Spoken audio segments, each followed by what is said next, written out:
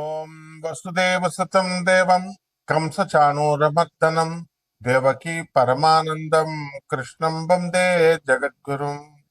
ఓం శ్రీ రాధాకృష్ణాభ్యాం నమః. కృష్ణం వందే జగద్గురుం, అర్జునం వందే జగదేకవీరం. ప్రతి మనిషి కూడా అప్పుల్లో ఉన్నానండి, మరి ఈ అప్పుల బాధ నుంచి నేను ఏ విధంగా బయటపడాలండి అని ప్రయత్నిస్తూ ఉంటారు. మరి 10,000 రూపాయల జీతం దగ్గర నుంచి ఒక 4-5 లక్షలు రూపాయల జీతగాళ్ళు కూడా అప్పులు అనేటటువంటివి తప్పవు. దీనికి కారణం కుజుడు. ఆ కుజగ్రహము మనకి మీనరాశిలో 2 ఏప్రిల్ 2026 నుంచి ప్రవేశం జరుగుతోంది. అదేవిధంగా మేషరాశికి స్వక్షేత్రగతుడై మరి 11 మే 2026 రోజున ప్రవేశిస్తాడు. అలాగే ఆదాయాలు కనుక మనకు బాగా పెరిగినట్లయితే, వ్యాపార అభివృద్ధి మనకు బాగా పెరిగినట్లయితే మనకి ఈ అప్పుల బాధల నుంచి మనం బయటపడచ్చు అని చాలా మంది అనుకుంటూ ఉంటారు.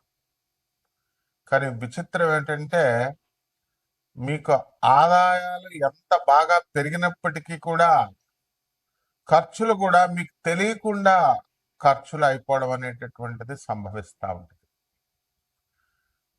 బంధువుల వల్ల, పరివారం వల్ల, లేకపోతే బిందు వినోద కార్యక్రమాల వల్ల, వేరే వేరే ఊర్లు హనీమూన్లు, తర్వాత తీర్థయాత్రలు, ఈ రకంగా ఏదో రకంగా మరి బంధువుల పెళ్ళిళ్ళు, తర్వాత ప్రతిదానికి వెళ్ళడం, ఈ రకంగా మరి ఖర్చులు అయిపోతూ ఉంటాయి. ఇది అనివార్యం.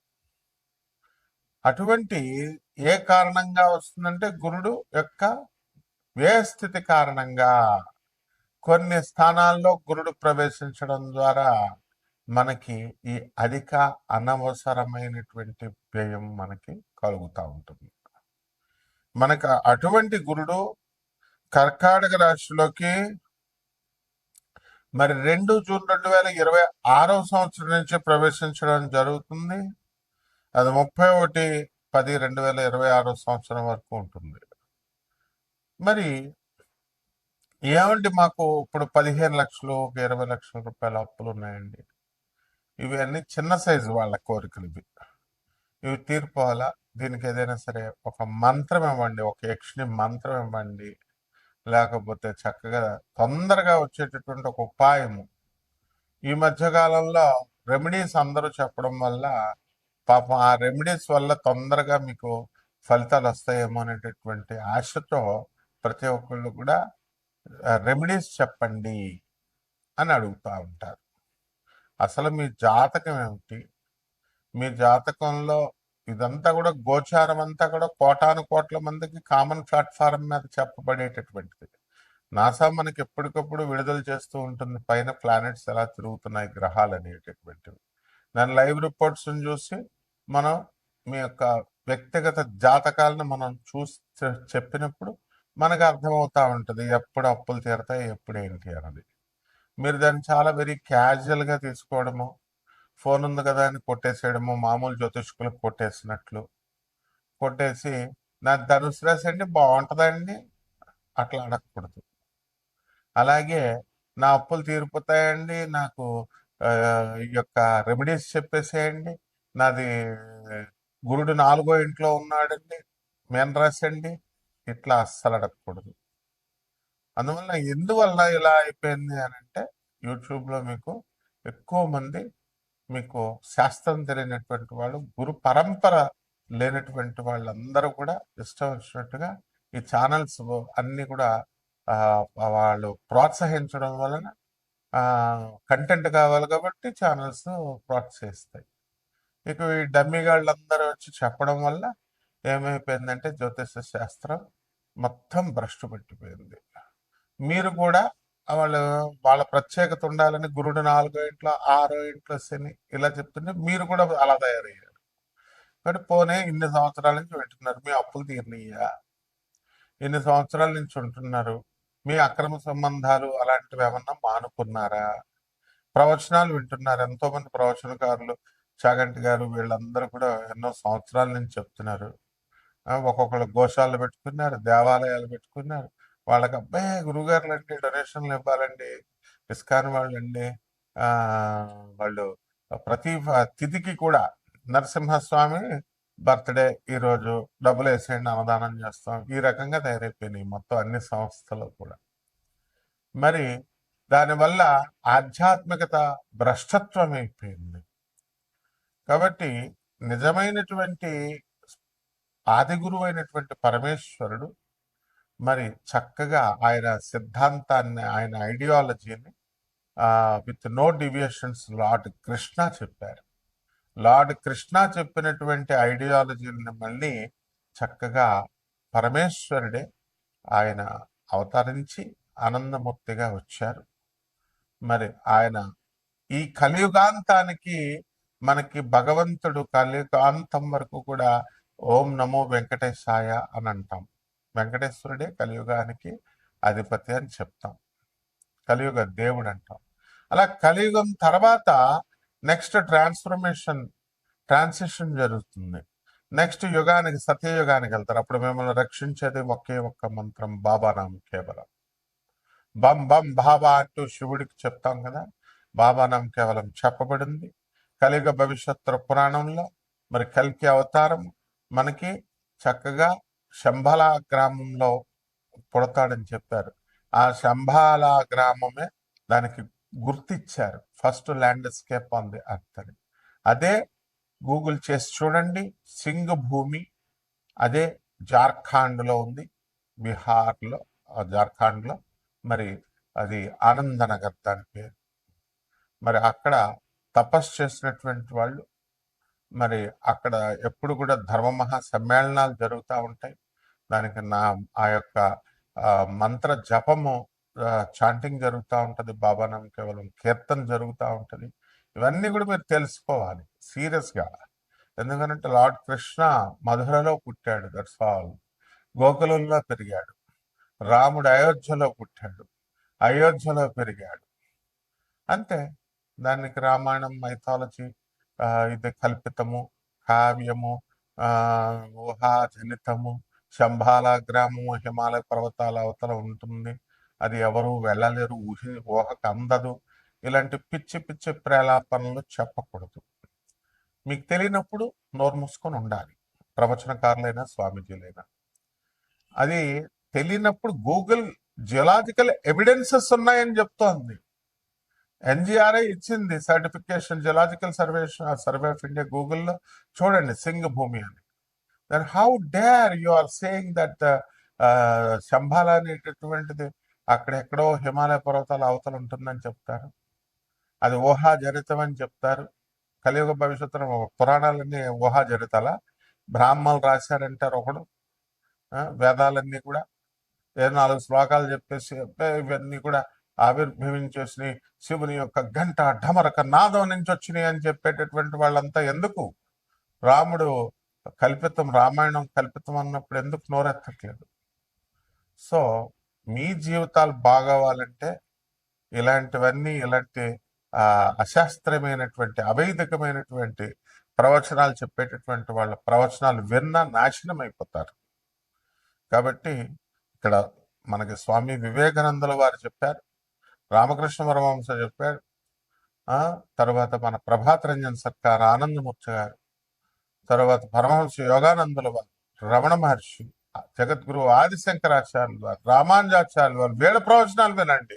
ఇప్పుడున్న వాళ్ళు ఎవరిష్టం వచ్చినట్టు వాళ్ళు చెప్పే ప్రవచనాలు ఎందుకు వింటారు? మీరంతా ఏం మార్చారు? మీ జీవితాలను ఏం మార్చారు వాళ్ళు? ఏం మార్చగలరు వాళ్ళు? ఇంకా ఎదురు మీకు కాశీలో మడి భోజనాలు పెడతాం, కింద హాలు కడుతున్నాం, డబ్బులు ఇవ్వండి, పైన కింద ప్రవచనాలు చెప్పిస్తాం. ఇంకా ప్రవచనాలు చెప్పేవాళ్ళు లేరా? అశాస్త్రమైన ప్రవచనాలు చెప్పిస్తావా? సో పైన మనము ప్రవచనాలు చెప్పేటప్పుడు పైన మనం ఏం చేస్తాము, మళ్ళీ ఈ యొక్క హాల్ కడుతున్నాము, మడి భోజనాలు పెడతాము, కింద ప్రవచనాలు కట్టిస్తాము, ఇట్లా చెప్తున్నారు. సో ఇవన్నీ కాకుండా మీ అప్పుల మార్గాలు తీరాలన్నా, ఈ యొక్క ఆ, ఆ, ఆదాయాలు పెరగాలన్నా డైరెక్ట్గా శివుడి యొక్క ఐడియాలజీని మీరు ఫాలో అయినప్పుడు, కృష్ణుడి యొక్క ఐడియాలజీని మీరు ఫాలో అయినప్పుడు మాత్రమే వస్తుంది. దానికోసం మీ పర్సనల్ జాతకము ఆ, చెబుతుంది. అండ్ దాని నుంచి రెమెడీస్ అనేటటువంటి కరెక్ట్ రెమెడీస్, ఇలాంటి పిచ్చి పిచ్చి వాళ్ళు చెప్పేటటువంటి చెట్టు పుట్ట మా దగ్గర హోమాలు చేయండి, 5 లక్షలు ఇవ్వండి, 25 లక్షలు ఇవ్వండి, all this nonsense remedies అన్ని కూడా మీకు ఏం హెల్ప్ చేయవు. So what are the correct remedies అనేటటువంటివి తెలుసుకోండి. ఒక్కొక్క ఆ, రాశి వారికి, ద్వాదశ రాశుల వారికి ఈ యొక్క గ్రహ సంచారం వలన ఏ విధంగా ఫలితాలు ఇస్తాయో చూద్దాం. మీనరాశి, ఈ మీనరాశి వారికి అందరికీ కూడా ఏలినాటి శని జరుగుతుంది. మరి జన్మంలో ఉన్నటువంటి ఈ యొక్క శని, కుజ, బుధ గ్రహ ప్రభావాల వల్ల వీళ్ళకి అస్సలు మనశ్శాంతి ఉండదు. చర్మ సంబంధమైనటువంటి వ్యాధులు రావడానికి అవకాశాలు ఉన్నాయి, యాక్సిడెంట్లు అవ్వడానికి అవకాశాలు ఉన్నాయి. ప్రతి చిన్న విషయంలో కూడా కన్ఫ్యూజన్లు వస్తాయి. అలాగే వ్యయస్థితి కారకుడైనటువంటి రాహుగ్రహ ప్రభావం వల్ల రాత్రులు నిద్ర ఉండదు. అండ్ ఎంఎన్సి కంపెనీల్లో ఆల్రెడీ పనిచేస్తున్నటువంటి వాళ్ళు రాత్రులు మీకు ఎలాగో నిద్రలేదు. కాబట్టి ఇటువంటి ఈ యొక్క సైబర్ సెక్యూరిటీ వింగ్లో మీకు సక్సెస్ అనేటటువంటిది ఉంటుంది. విదేశాల కోసం ప్రయత్నాలు చేస్తూ ఉంటారు. ఆ ప్రయత్నాలన్నీ కూడా ఫలించడం లేదండి, నాకు కేతు మహాదశ జరుగుతుందండి, నాకు కేతువు లాభంలో ఉన్నాడు అన్నారండి అని అంటున్నారు. మరి ఇంకా వెయిట్ చేయాల్సినటువంటి అవసరం ఉంది. తప్పకుండా సక్సెస్ వస్తుంది. ఆ కేతు మహాదశ తర్వాత మళ్ళీ మీకు వచ్చేటటువంటిది శుక్ర మహాదశ. కాబట్టి ఆ తర్వాత మిమ్మల్ని ఇంకా ఎవడో కూడా ఆపలేడు. అదేవిధంగా ఈ యొక్క బుధ గ్రహము మీకు మిథున రాశిలోకి 29 మే 2026 సంవత్సరంలోకి మారుతున్నాడు. కాబట్టి అక్కడ నుంచి మీరు సక్సెస్ అందుకోవడం అనేటటువంటిది జరుగుతుంది. స్వక్షేత్రగతుడై ఉండడం వల్ల అధిక లాభాలు.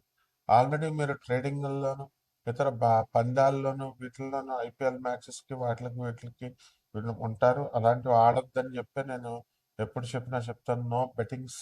అయినప్పటికీ కూడా చాలా మంది ఆడతారు. మరి అటువంటి వాళ్ళకి ఈ బుధగ్రహ ప్రభావం వల్ల కొంచెం పర్వాలేదు, మరి లాస్ అవ్వకుండా ఏదో ఉంటారు.